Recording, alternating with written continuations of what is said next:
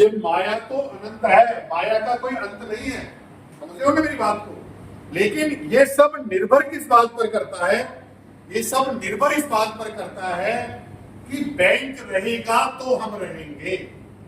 पहली आवश्यकता किस बात की है, पहली आवश्यकता इस बात की है कि बैंक रहे, और बैंक कैसा रहे, बैंक मजबूत रहे, बैंक आर्थिक लाभ में रहे, बैंक संचय लाभ में रहे, बैंक एक आदर्श बैंक हो। तो बैंक किसका नाम है, किसका नाम है बैंक? चार दीवारी का नाम तो बैंक नहीं, चूने पत्थर की चार दीवारी का नाम तो बैंक नहीं। बहुत अच्छे अच्छे सहकार भवन बन रहे हैं, बहुत अच्छी अच्छी बिल्डिंगें बनने के दौर चल रहे हैं। क्या सहकारिता वाकई बहुत खूबसूरत या मजबूत होती जा रही है? क्या सहकारी आंदोलन मजबूत है? क्या सहकारी बैंक मजबूत है? तो बैंक मजबूत कैसे होंगे? बीकानेर स्पोर्ट्स में हमें बीकानेर डेयरी की विजिट करवाई गई, और बीकानेर डेयरी की जब विजिट करते हो और उसके गेट पे घुसते हो तो गेट में बहुत बड़ा बोर्ड लगा हुआ है, ये संस्था आपकी है। अगली लाइन लिखी हुई है, क्या आप संस्था के हैं? मैंने रजिस्ट्रार में और सहकारिता मंत्री जी से कहा कि आज जो हालात है उसमें रोडवेज तो बंद हो गया, इतना बड़ा संगठन है, ग्रेच्युटी नहीं मिल रही, पीएफ नहीं मिल रहा, पेंशन नहीं मिल रही, सैलरी की तो बात ही छोड़। मैं पहले ये समझता था कि ग्रेच्युटी तो हर हाल में मिलती है, लेकिन जब रोडवेज के आंदोलन को मैं संबोधित करने गया धरने को, और जब वहां मुझे जानकारी मिली कि ग्रेच्युटी नहीं मिल रही, तब मेरी जानकारी बढ़ी कि ग्रेच्युटी भी खतरे में पड़ जाती है, पीएफ भी खतरे में पड़ जाती है। अगर संस्था बीमार हो जाए, संस्था इस स्थिति में आ जाए, तो ग्रेच्युटी और पीएफ के भी, पेंशन के भी लाले पड़ जाते हैं। कोर्ट ने दुनिया भर के फैसले दे दिए कर्मचारी के पक्ष में। कोर्ट तो वही फैसले देगा जो कानून में लिखा है, लेकिन कानून का फैसला आ जाने से रोडवेज में नोट तो नहीं बरस जाएंगे। तो रोडवेज के वो सारे नारे, मैं कहा मैंने रजिस्ट्रार बैंक पर मंत्री, ये सारे नारे अब सहकारी बैंकों की दीवारों पर लिखवाने की जरूरत है कि यात्री अपने सामान की हिफाजत स्वयं करे, सावधानी हटी और दुर्घटना। देखो मित्रों, घर में बैठे हैं, आज घर में बहुत ईमानदारी के साथ बात करें, क्योंकि आपने मुझे महासचिव बना रखा है, तो मेरी जिम्मेदारी है कि मैं ईमानदारी के साथ आपके साथ बात करूं। अगर मैं आपके साथ ईमानदारी से बात नहीं करता हूं, अगर मैं मेरे दायित्व का सही निर्वहन नहीं करता हूं, तो आज रामनवमी के दिन मैं कहीं कहीं पाप कर्म का संचय करूंगा, और वो पाप कर्म मेरा मुझे ही भोगने पड़ेगा। कर्मों का कोई बंटवारा नहीं, कर्म खुद को भोगने पड़ेगा, संपत्ति का बंटवारा है। तो बहन बेटियां भी लेने लग गई है, बड़ी लिखी होने के बाद भाइयों से मांगने लग गई है, समझ रहे हो ना बात?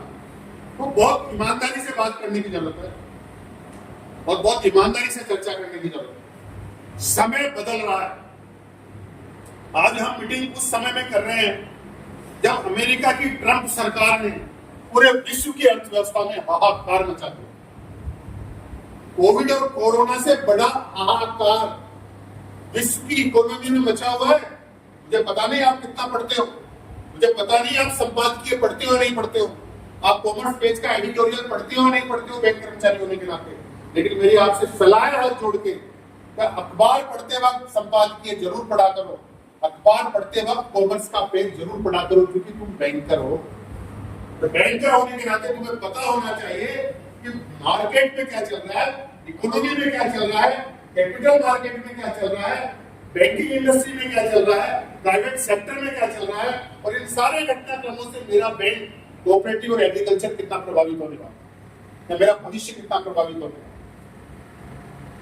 इस टैरिफ वार ने हाहाकार मचा दिया है, और भारत अछूता नहीं है। भारत की बैंकिंग इंडस्ट्री अछूती नहीं है, भारत का एक्सपोर्ट इंपोर्ट अछूता नहीं है, हमारा मैक्सिमम एक्सपोर्ट अमेरिका को होता है।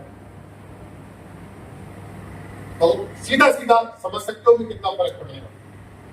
क्या रिसेशन मार्केट में आने वाला है, क्या मंदी मार्केट में आने वाली है, क्या बैंकिंग इंडस्ट्री पर असर इसका होने वाला है। जब व्यापारी संपन्न और सुरक्षित नहीं रहेगा तो बैंक और व्यापारी तो चोली दामन का साथ, बैंक और मार्केट का तो चोली दामन का साथ। तो एक तो परिवर्तन ये आ, दूसरा परिवर्तन ये आ रहा है कि हम सब ने ट्रेड यूनियन के नाते मैं 1991 से नरसिम्हा राव के बाद आर्थिक उदारीकरण, भूमंडलीकरण पढ़े हुए ना, हमें कंपटीशन की तैयारी करते हुए, ग्लोबलाइजेशन, प्राइवेटाइजेशन, ये सब इस दौर में चले गए। आर्थिक उदारीकरण, भूमंडलीकरण का मतलब क्या था? विश्व एक बाजार है, दुनिया एक बाजार है। और अब ट्रंप क्या कह रहा है? अमेरिका फर्स्ट, मैं और मेरा देश, भाड़ में जाए बाकी अगल बगल के सब देश। वो वर्ल्ड ट्रेड ऑर्गेनाइजेशन जिसके हम ट्रेड यूनियन के नाते आलोचना करते थे कि WTO ने बैंकों का निजीकरण कर दिया, वित्तीय संस्थानों का निजीकरण कर दिया, लेबर रिफॉर्म्स के नाम पर हमारे श्रम अधिकार छीन लिए, ट्रेड यूनियन के राइट छीन लिए, वो WTO भंग होने वाला है। वो दुनिया एक बाजार का कंसेप्ट खत्म हो गया। ट्रंप के टैरिफ के बाद दुनिया और अमेरिका पूरा 15वीं शताब्दी में चला गया 21वीं शताब्दी से। तो इन सब सारे घटनाक्रमों से हम अछूते नहीं हैं, क्योंकि हम एक बैंक और वित्तीय व्यावसायिक संस्थान में नौकरी करते हैं, बैंकिंग सेक्टर में नौकरी करते हैं। सबसे ज्यादा परिवर्तन अगर पिछले कुछ सालों में आए तो फाइनेंशियल सेक्टर में आए, सबसे ज्यादा चेंजेस। अब मैं आपको बैंकिंग इंडस्ट्री के चेंजेस की तरफ नहीं जाके, कॉमर्शियल बैंक की तरफ नहीं जाके बात करूं कोऑपरेटिव बैंकिंग सेक्टर। तो कोऑपरेटिव बैंकिंग सेक्टर में दिन पर दिन कैसे चेंजेस आए हैं वो आपको समझने की आवश्यकता है। सुनकर आप समझोगे तो आपको समझ में आ जाएगा कि 2026 में कोऑपरेटिव बैंक किस स्वरूप में होंगे और 2030 में क्या स्वरूप होगा कोऑपरेटिव बैंक। मित्रों, जब आप नौकरी में आए थे तो सहकारी बैंकों के लिए बैंकिंग लाइसेंस की आवश्यकता नहीं। देश में कोऑपरेटिव बैंक आजादी के बाद से बिना बैंकिंग लाइसेंस के बैंक के रूप में काम कर रहे थे। भारतीय रिजर्व बैंक ने कहा कि जब और सब बैंक और वित्तीय संस्थान रिजर्व बैंक के लाइसेंस से काम करते, बैंकिंग लाइसेंस से काम करते, तो सहकारी बैंकों को अब कैसे छोड़ा जा सकता? तो सहकारी बैंकों पर बैंकिंग लाइसेंस की शर्त लागू की, जैसे अन्य बैंकों पर लागू होती। जब बैंकिंग लाइसेंस किसने दिया? भारतीय रिजर्व बैंक ने। जब आप किसी किराएदार को अपने मकान में किराए पे रखते हो तो दुनिया भर के अनुशासन की शर्तें लगाते हो। रात को टाइम पे आओगे, पार्टियां नहीं होगी, खाना पीना ये नहीं होगा, समय से आओगे, समय से जाओगे, डिस्टर्ब नहीं करोगे। तो भारतीय रिजर्व बैंक ने कहा कि जब मैं लाइसेंस जारी कर रहा हूं तो कोई भी 19-20 हुई तो नाम तो मेरा खराब हो। तो उसने लाइसेंस जारी करने के बहुत सारे आर्थिक वित्तीय अनुशासन और मापदंड लागू किए कि आपको इन सारे आर्थिक अनुशासन और वित्तीय मापदंडों की पालना करनी होगी, जब भी आपका लाइसेंस कंटिन्यू रहेगा। तो आप पर लाइसेंस लागू किया गया और नाबार्ड का इंस्पेक्शन लागू किया गया। नाबार्ड इंस्पेक्शन इसके बिहार पर करता है, भारतीय रिजर्व बैंक के बिहार पर नाबार्ड सहकारी बैंकों का निरीक्षण करता है और अपनी इंस्पेक्शन रिपोर्ट किसको सौंपता है? भारतीय रिजर्व बैंक को। यह देखने के लिए कि जो आर्थिक अनुशासन लागू किया गया उसकी पालना हो रही है कि नहीं हो रही है, इस बैंक की फाइनेंशियल हेल्थ कैसी है, इस बात को समझने की आवश्यकता है। फिर बैंकिंग इंडस्ट्री में आए बासेल फर्स्ट, सेकंड, थर्ड, उसके द्वारा क्या लागू किया गया? आपके ऊपर CRAR लागू किया गया, NPA के नए क्लासिफिकेशन लागू किए गए, SLR और CRR के नए मेजरमेंट लागू किए गए। आपके गवर्नमेंट इन्वेस्टमेंट की परिभाषा बदली गई कि आप किन सिक्योरिटीज में इन्वेस्टमेंट करोगे वो SLR में काउंट होंगे, यहां डिपॉजिट रखोगे वो SLR में काउंट होंगे, ये नहीं करोगे तो ये नहीं होगा। ये हुआ कि नहीं हुआ? हुआ ना? तो भारतीय रिजर्व बैंक ने किया। तो एक परिवर्तन का दौर जो चल रहा है मैं आपको समझा रहा हूं। तो फाइनेंशियल पैरामीटर में इन्वेस्टमेंट और सिक्योरिटीज में परिवर्तन आया। आपकी कोई भी CCB की ब्रांच खोलनी होती थी, कोई भी एडमिनिस्ट्रेटिव ऑफिस खोलना होता था तो आपको परमिशन की जरूरत किससे होती थी? रजिस्ट्रार से। रजिस्ट्रार देते थे परमिशन। अब अगर आपको ब्रांच खोलनी है, कोई भी एक्सटेंशन काउंटर खोलना है, आपको कोई भी एडमिनिस्ट्रेटिव ऑफिस खोलना है, तो अब आपको परमिशन कौन देगा? Reserve bank. अंतर समझ में आ रहा? सहकार भवन से बात सीधे कहां पहुंच गई? भारतीय रिजर्व बैंक। पहले आपका ऑडिट और इंस्पेक्शन कौन करता था? सहकारी विभाग के अधिकारी। फिर बीच में परिवर्तन आया तो कौन करने लगे? Chartered accountant. उन चार्टर्ड अकाउंटेंट का पहले कौन बनाता था? Registrar cooperative. ठीक है, अब आपके इंस्पेक्शन कौन करेगा? जो रिजर्व बैंक के पैनल में चार्टर्ड अकाउंटेंट है। आपको उससे पूछना पड़ेगा, नाम कहां भेजना पड़ेगा? 3 आदमियों का रिजर्व बैंक का नाम। तो आया बहुत बड़ा परिवर्तन।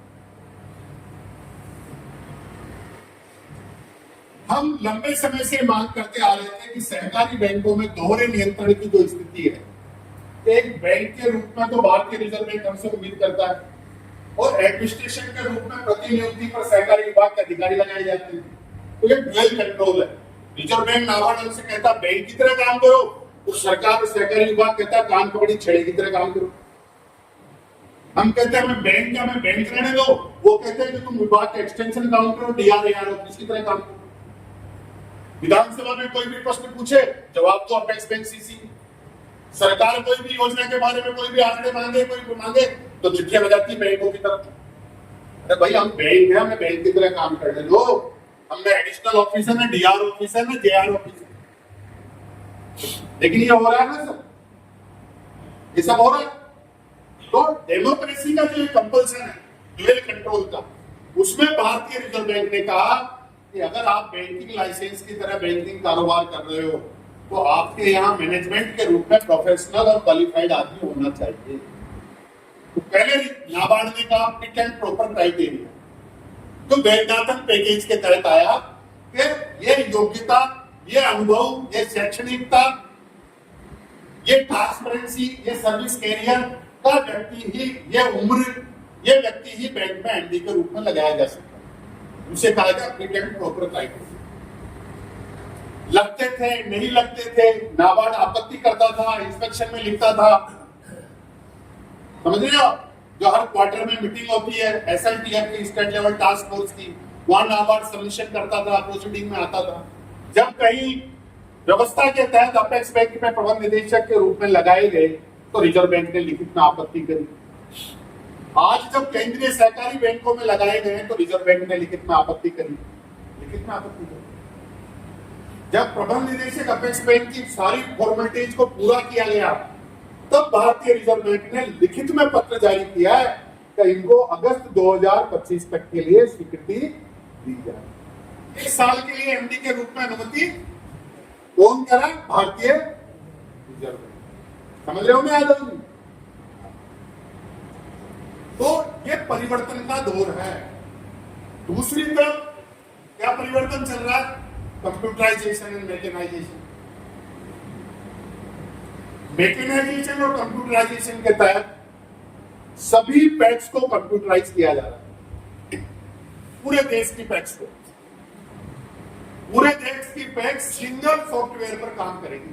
जब पैक्स सिंगल सॉफ्टवेयर पर काम करेगी और फुली कंप्यूटराइज हो जाएगी, तो ये जो रोज रोज की बदनामी है, इससे तो अपने को मुक्ति मिलेगी। लेकिन उससे मुक्ति मिलने के साथ साथ देश में डीबीटी का युग चलता है, डायरेक्ट बेनिफिट ट्रांसफर। किसान सम्मान निधि किसान के खाते में सीधी जारी है ना, केंद्र की भी जारी है और राज्य की भी जारी है। और भी बहुत सारे बेनिफिट्स हैं, वो सीधे जा रहे हैं।